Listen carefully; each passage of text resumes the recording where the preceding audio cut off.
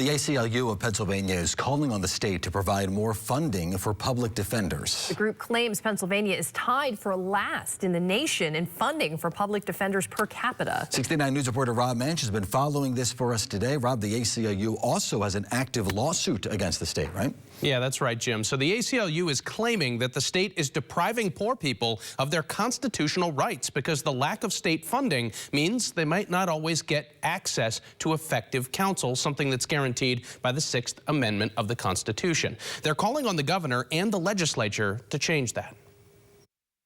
Lawyers, legislators, and legal activists gathered in the state capitol to call for an increase in funding for public defenders. Today, we gather to affirm a fundamental principle in our justice system, the promise that no person should face prosecution without a lawyer by their side. Veronica is with the ACLU of Pennsylvania. They're currently suing the state for allegedly not providing enough funding to make that fundamental principle a reality for everyone. Underfunded and overburdened public defense offices still mean delayed justice, wrongful convictions, and people sitting in jail simply because they are poor. In the lawsuit, it shows Pennsylvania only provided $6.75 million for public defenders last year, tied for last in the nation in per capita spending with Mississippi. The ACLU says just to meet the national average, that would need to increase by about $100 million. Sarah Jacobson with the Pennsylvania Public Defenders Association says that lack of funding is leading to ridiculous situations in the workplace. By the end of 2023,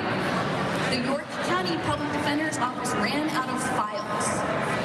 By the end of last year, Schuylkill County ran out of pens. And the lawsuit claims Northampton County only has 3 staff members who aren't attorneys to handle clerical work.